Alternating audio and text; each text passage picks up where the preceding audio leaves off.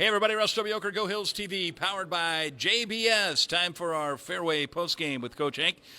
Fairway and Ottumwa and Centerville, proud to support Indian Hills basketball and present our postseason and postgame interviews. Coach, you get the win 88-68. I'll give you a chance just for some opening thoughts. As you said before we went on, I know you're awful proud of the way your team played tonight. For sure. I thought we played with a lot of heart, a lot of togetherness, and a lot of toughness. At the games out there, when we always talk about the bye or the layoff, it just means can you get back to playing as hard and together as you can. And I thought we did that right from the start. So I thought we did a great job. I thought, hey, we survived their run at the beginning of the second half. They cut it from 12-7 or something like that, and we got it right back to where we needed to be and had it in double digits. So I thought we had a lot of interchangeable guys. I thought we played well together. I thought the ball moved. I know that they're a very physical, tough team, and we rebounded, we defended the rim. They kept trying to drive it down our throats, and we kept playing team defense together, to keep them out of the paint. So, at least somewhat good. But no, I thought that was a really good. I thought we've had a special season, and I'm very proud of the group to get here, and definitely looking forward to playing tomorrow night. Well, obviously, I want to talk a little bit about Don McHenry. Had a big night, but I want to start with a couple of guys, David Jones and Travion LeBeau.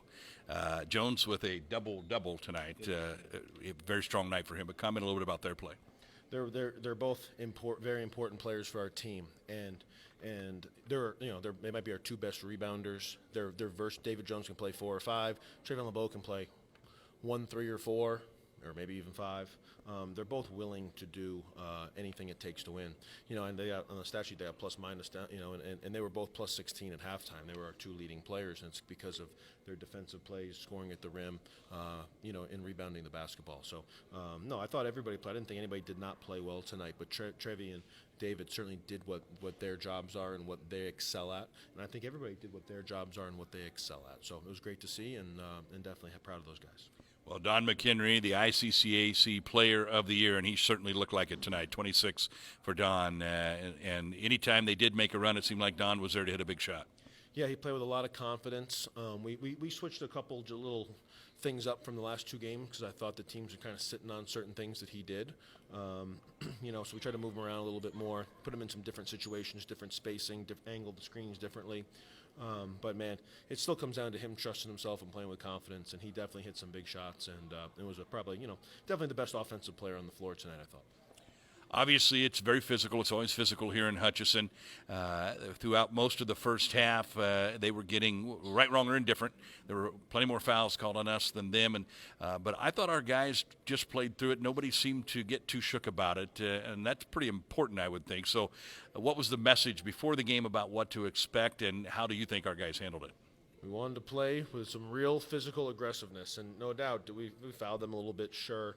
There's the fouls kind of in the middle of the floor that didn't really need to happen, because they drive it so hard to the basket. There's going to be blow-ups and contact at the rim.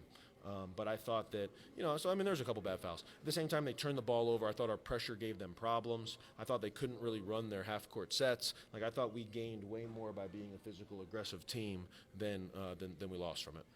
All right, now we turn our attention to Odessa. Obviously, getting that first win is huge, but you're trying to win this entire tournament. We're back here at 8 o'clock tomorrow night. Just quickly, what you saw from Odessa tonight as they played right before us. Yeah, I've seen them a lot this year, to be honest with you. And they're a deep, physical, aggressive team. Very balanced offense. They get in you, they pressure, they do a lot of different things. So I think they're a similar team to us, to be honest with you. They've had a great season. They're a national championship contender, and it should be a slugfest tomorrow night. All right, what's the schedule tomorrow you have shoot-arounds tomorrow? What's the schedule for the guys? I have no idea, Russ. We're going to go back and figure it out right now. All right, thanks, Coach. That's going to do it for us in the Ottumwa Job Corps Warrior win. Warriors win at 88-68.